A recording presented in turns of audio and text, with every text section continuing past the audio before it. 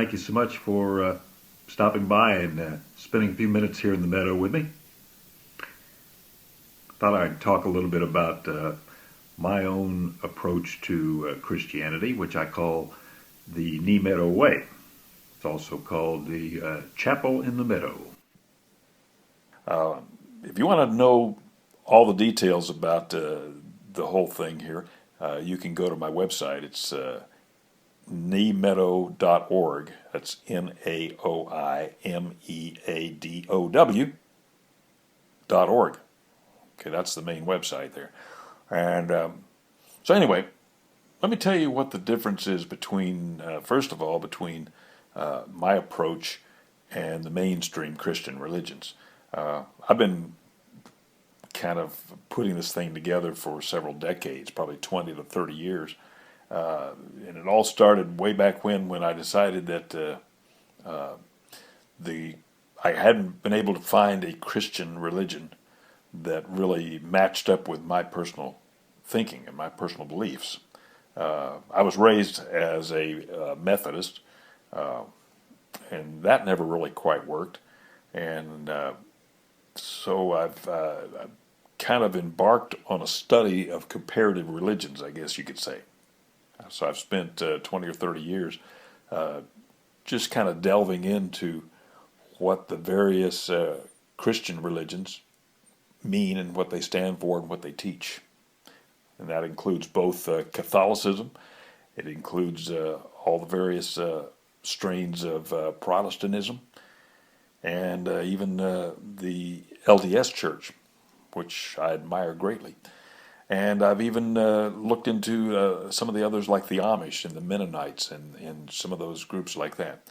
And so that brings me to a key point that I think is very important to my personal religion, which I call the Meadow way. And that is what's called co-traveling. You've heard that term, or being a fellow traveler with. That's kind of an important aspect to the Meadow way. And you'll find out more about that on the website there at Meadow.org if you want to. But what it basically means is I believe that you should be able to co-travel or be a fellow traveler with the denomination or the religious group of your choice, the one that you admire and you like, without actually joining that congregation. And so what you do is, it's what it sounds like. You sort of embrace a lot of what they stand for and what you admire about that particular denomination or religion. But there's other aspects that you don't agree with, and so you're not quite ready yet to join that church. Well, that's the way I am, And so I co-travel, if you will, with several different churches. And so what winds up happening when you do that is you try to learn as much as you can about each one of those religions, and you wind up at the end of the day creating your own version of Christianity, which borrows snippets, bits and pieces from all the different religions. So you take a little piece of the Methodists, you take a little piece of the Catholics, you take a little piece of the Mormons, and you put that all together, sort of in a big pot, and stir it up, and it's a fun thing. It comes out being your version of Christianity, and that's where the Meadow way comes from. There's also a thing here. I talk about the Meadow way. That's the broader picture. There's a more narrowly focused thing that I call the Chapel in the Meadow, also sometimes known as the Lucan Family Chapel. And the Chapel in the Meadow is not really in existence. It's sort of a concept in my head, but basically it's what it sounds like. It's like a little small chapel with the steeple and the stained glass windows out there in the middle of a meadow with a congregation of just a few people. This is as I imagine it to be. I say a congregation of not more than 10, 20 people, as opposed to your local Baptist church, for example, that might have 5,000 people or something. So I want it to be a small, intimate little group where you sit around the fireplace, or you sit out there under an oak tree in the meadow, and you talk about Jesus, and you talk about a lot of things that go beyond what most religions and most churches get into.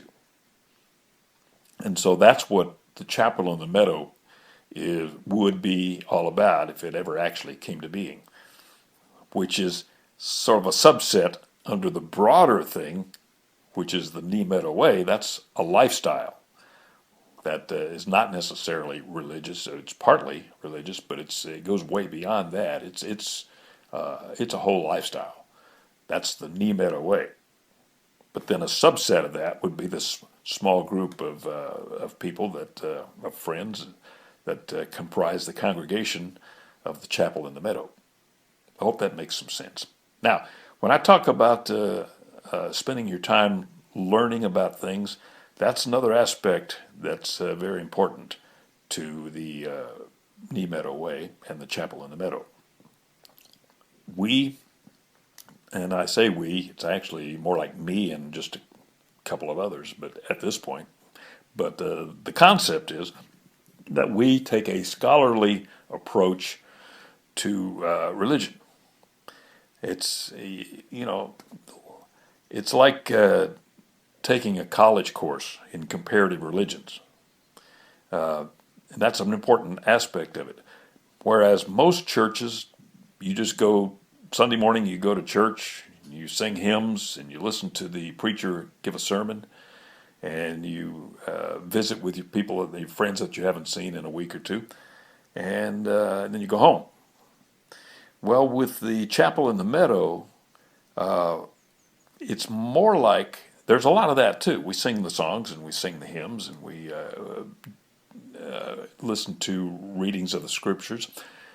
But more than that, it's like Sunday school on a college level.